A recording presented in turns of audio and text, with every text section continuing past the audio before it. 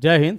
अगर तुम मर्द होते वर्दी नहीं उतारते, वर्दी पहने रहते। ये बोला है एक पुलिस वाले ने, मर्द पुलिस वाले ने एक टीचर को। कहाँ बोला है, हम लोग इसको समझेंगे इस वीडियो में। देखिए 31 जुलाई 2025 को दिल्ली में एसएससी के बच्चे और उनसे संबंधित जो भी टीचर्स थे वो सब इकट्ठा हुए थे। एसएससी सीजीएल का जो एग्जाम हुआ है उसमें जो स्कीम हुआ है उसके खिलाफ विरोध प्रदर्शन करे थे। स्टाफ सिलेक्शन कमीशन ये हर साल लगभग 3 करोड़ बच्चों का एग्जाम लेता है। मतलब 3 करोड़ बच्चे यूँ समझिए तो इससे जुड़े रहते हैं किसी न किसी तरह से। इन बच्चों का आरोप है कि एसएससी ने इस बार जो एग्जाम लिया है ना उसमें कुछ धांधली हुई है। क्या धांधली हुई है, क्या दिक्कत हुई है? सबसे पहले इल्जाम है कि कर्सर उसका ठीक से काम नहीं कर रहा था। मतलब चला रहे थे, बिहार में पहुंचा था अंडमान निकोबार में। मतलब आप कर्सर काम ही नहीं करेगा तो बच्चा उस लिमिटेड टाइम में कैसे आंसर को सही टिकअप करेगा, ये पहला आरोप था। उनका यह भी कहना है कि एग्जाम जो है ना सेंटर पहुंचने के बाद कई जगह सेंटर पर लिखा हुआ मिल रहा है कि योर एग्जाम इज कैंसिल। बताइए, कोई लड़का दिल्ली से चल के बंगाल पहुंचता है, चाहे आसाम पहुंचता है, कहीं भी जा रहा है, मान लीजिए उसका किराया है, खर्चा है, परेशानी है, साल भर की तैयारी है और रात में वहां पर रहना है, सुबह पहुंचता है पता चलता है एग्जाम कैंसिल हो गया। एग्जाम कैंसिल होना ही था उसको 2-4 दिन पहले बताना चाहिए था। ये एग्जाम कैंसिल कर दिया गया बिना किसी फॉर्मल इंफॉर्मेशन के। पीडीएफ जो है, कुछ का ये कहना है कि एग्जाम से आधा घंटा पहले उसका पीडीएफ लीक हो गया था कि भैया ये सारा क्वेश्चन है, इसके आंसर है यहाँ पर, क्वेश्चन मार दीजिए टिकअप, ठीक है। इसके अलावा 60 से 70% जो है पेपर का रिपीटेशन हुआ है। मतलब बताइए, मैट्रिक का इंटर के एग्जाम में रिपीटेशन नहीं होता इतना जितना कि ये एसएससी के एग्जाम में रिपीटेशन हो गया। यूपीएससी के बाद सेंटर का सबसे बढ़िया, सबसे हाई लेवल का एग्जाम होता है एसएससी का। 60 से 70% अगर रिपीटेशन उस एग्जाम में हो रहा है पिछले साल के सवालों का, तो उस एग्जाम की क्या वैलिडिटी रह जाती है, या फिर बच्चे तैयारी किस बेस पे करेंगे, क्या करेंगे। खैर, अगला उनका कहना ये है कि एडीक्विटी जो कि ब्लैक लिस्टेड कंपनी थी उसको आप लोगों ने फिर से वेंडर क्यों दिया? क्योंकि पहले एग्जाम कराता था टीसीएस, अब आपने उससे लेकर दे दे एडीक्विटी का। एडीक्विटी का रिकॉर्ड बहुत अच्छा नहीं है। मतलब एग्जाम ऐसा कराया है ना, कहाँ कहाँ कराया, कैसे कैसे कराया कि माथा पकड़ लीजिएगा, आपको मैंने पता चल जाए सबका जो भी है।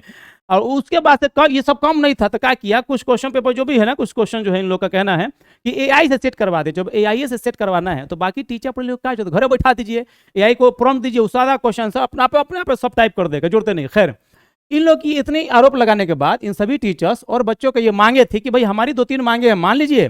और उस मांग को कहने के लिए, मतलब बताने के लिए डीओपीटी के जो मिनिस्टर जितेंद्र सिंह, उनके पास ये लोग जा रहे थे, है ना।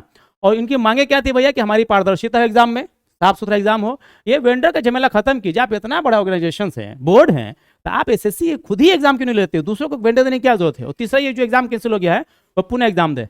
यही सब मांगे लेकर ये जब भी टीचर से, नीतू में मेरा केस, अभिनव से, बाकी जो लोग भी हैं, ये बच्चों के साथ जा रहे थे मिलने के लिए जितेंद्र सिंह जी से। रास्ते में ही पुलिस वालों ने इनको मारना शुरू कर दिया, महिलाओं को, टीचर्स को, बच्चों को। ये इल्जाम है। देखिए, ये टीचर जो है इनका हाथ टूट गया है मारपीट में। बताइए, जो हाथ कलम पकड़ता है, देश का भविष्य संवारता है, देश को विश्व गुरु बनाने में रोज सहयोग करता है, उसी हाथ को मार के तोड़ दिया गया। काहे का विश्व गुरु बनेगा? जब गुरुए पिटाता रहेगा तो कैसा विश्व गुरु बनेगा? ये अभी अभिनव सर हैं, इनको पुलिस वाला बोल रहा है कि मर्द होते तो वर्दी नहीं उतारते, वर्दी पहने रहते। इसका मतलब है कि जो भी पुलिस वाले वही मर्द हैं, बाकी लोग मर्द नहीं है। इन लोग की जो मर्दानगी है ये सिर्फ कमजोर लोगों पर ही दिखती है। पुलिस की टीचर्स पे दिखेगी, बच्चों पे दिखेगी, कमजोरों पे दिखेगी। नेताओं और बाहुबली और दबंगों, बदमाशों की मर्दानगी नहीं दिखती है। मतलब कोई आदमी अपनी आवाज उठा रहा है, आंदोलन कर रहा है, उसमें मर्दानगी की बात कहां से आ गई? अरे भाई, उतना लायक है, उतना दम है, तभी अपनी बात रखने का हिम्मत रखते हैं। खैर, ये जो भी टीचर्स हुए इनको कई जगह 4 घंटा 5 घंटा घुमाया गया, सुविधाएं नहीं दी गई, ये बहुत गलत है, ये नहीं होना चाहिए। एक लोकतांत्रिक देश है, अगर हमको लगता है कि कुछ गलत हुआ है तो हमको आवाज उठाने का अधिकार है। और पुलिस को डंडा नहीं चलाना चाहिए, क्योंकि पुलिस की जो वर्दी दी गई है वो नागरिकों पर डंडा मारने, हाकने नहीं दिया गया। ये ब्रिटिश की पुलिस नहीं है, लोकतंत्र की पुलिस है। उसको वैसे ही व्यवहार करना चाहिए जैसे कि लोकतांत्रिक देश की पुलिस करती है। डंडा किसी भी कीमत पे किसी भी नागरिक पे चलाना नहीं चाहिए। वो तब चलेगा जब कोर्ट का आदेश होगा, कोई पनिशमेंट होगा, तब चलेगा। कहां चलेगा? वो कोर्ट फैसला करेगा, पुलिस फैसला नहीं करेगी। पुलिस बात को समझ लेना होगा, समझ लेना चाहिए, और बहुत बेहतर है कि जल्दी समझ जाए।